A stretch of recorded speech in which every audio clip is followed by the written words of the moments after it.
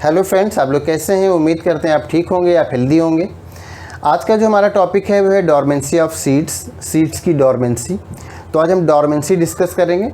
तो सीड्स की डॉर्मेंसी क्या होता है? जनरली होता ये है कि जब कोई भी सीड होता है उसको हम सॉइल में डालते हैं, उसको मिट्टी में डाल देते हैं और उसको फेवरेबल कंडीशन देते हैं और वो ग्रो कर जाता है, जर्मिनेट करता है, फिर वो ग्रो कर जाता है और एक बड़ा सा प्लांट बन जाता है। लेकिन बहुत बार ऐसा होता है कि हम कोई भी सीड है उसको सॉइल में डालते हैं, उसको फेवरेबल कंडीशन देते हैं, सारे फेवरेबल कंडीशन, चाहे वो मॉइस्चर हो, चाहे एयर हो, चाहे लाइट और डार्क का सीक्वेंस हो, चाहे टेम्परेचर हो, सारे उसको फेवरेबल कंडीशन देते हैं। इसके बाद भी वो ग्रो नहीं करता है, इसके बाद भी वो जर्मिनेट नहीं करता है। इसके बाद भी फेवरेबल कंडीशन देने के बाद भी अगर वो सीड जर्मिनेट नहीं करता है तो हम ये कहते हैं कि ये सीड डॉर्मेंट है। इसी को डॉर्मेंसी ऑफ सीड कहते हैं। अब डॉर्मेंसी ऑफ सीड, इसके काजेस क्या क्या होते हैं? इसके काजेस दो तरह के हो सकते हैं, एक तो एक्सटर्नल, एक तो इंटरनल। हम यहाँ पे राइट किए दे रहे हैं। सबसे पहले तो हम यहाँ राइट कर दें डॉर्मेंसी ऑफ सीड,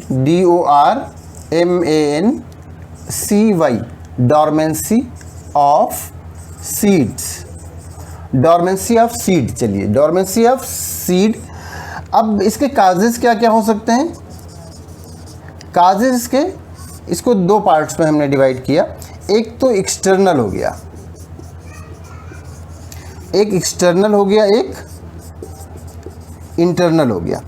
अब ये एक्सटर्नल है तो जाहिर सी बात है इन्वायरमेंटल होगा। तो एक्सटर्नल, इन्वायरमेंटल हम यहाँ राइट कर देते हैं।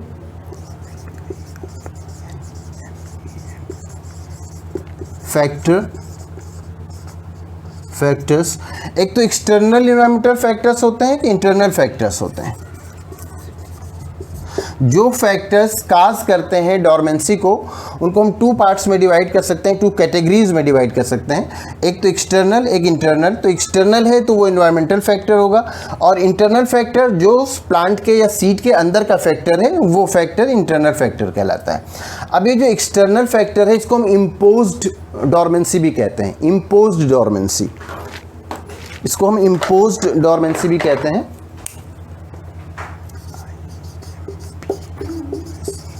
Imposed dormancy. और जो ये इंटरनल फैक्टर है इसको हम लोग इनेट डॉर्मेंसी, डॉर्मेंसी या रेस्टिंग पीरियड भी कहा जाता है, लेकिन इसका साइंटिफिक टर्म तो डॉर्मेंसी ही है।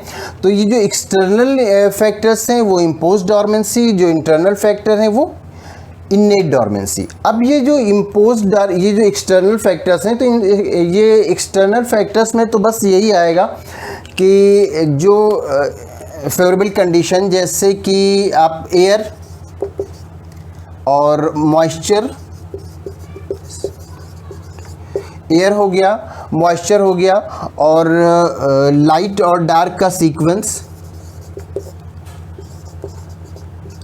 Proper light dark sequence, light और डार्क का सीक्वेंस प्रॉपर हो, एयर हो, मॉइस्चर हो, लाइट और डार्क का जो सीक्वेंस है वो प्रॉपर हो, और टेम्परेचर।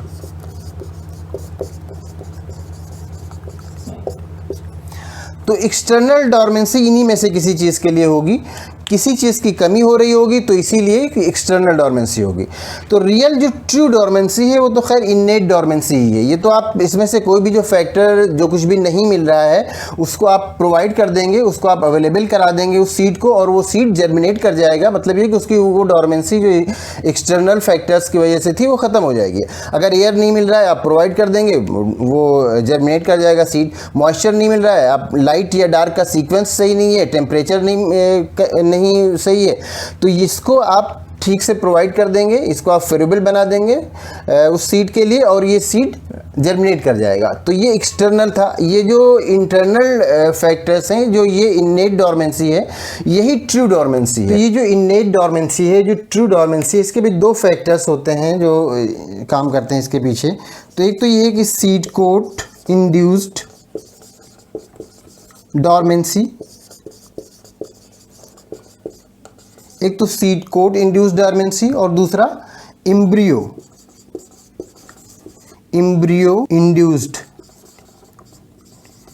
Induced dormancy. एक सीड कोट इंड्यूस्ड डॉर्मेंसी और दूसरा एम्ब्रियो इंड्यूस्ड डॉर्मेंसी। ये सीड कोट इंड्यूस्ड डॉर्मेंसी में क्या होता है, जैसा कि हम सीड कोट के बारे में जानते हैं कि ये जो इंटेगुमेंट्री लेयर होता है ओव्यूल का उससे बना होता है और इसके जो केमिकल कंपोनेंट्स होते हैं वो मिक्सचर ऑफ पॉलीसेकेराइड्स, यहाँ हम पॉलीसेकेराइड राइट कर दें,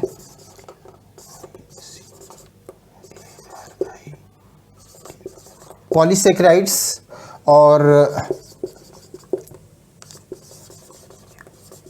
हेमिसेलुलोज, फैट्स और वैक्स, प्रोटीन,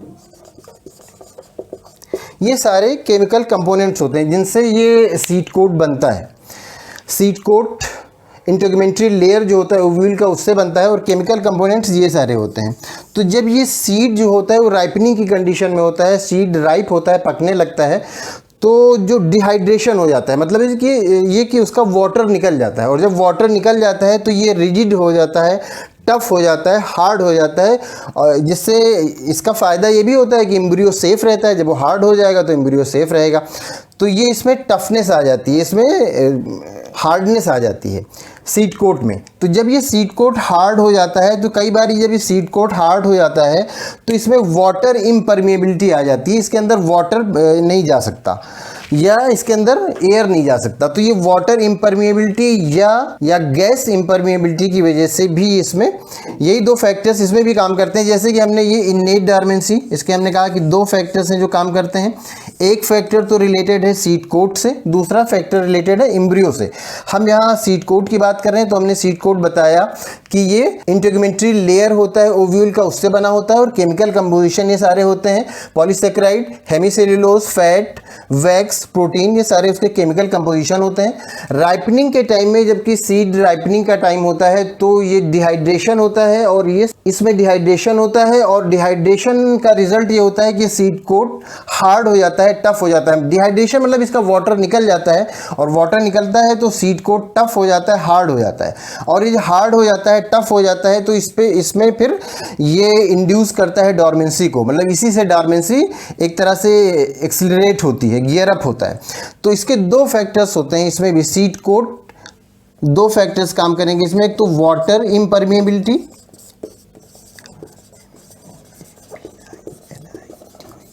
वाटर इम्परमेबिलिटी मतलब वाटर इसमें नहीं पास हो रहा है, और दूसरा गैस, सेकेंड होगा गैस इम्परमेबिलिटी।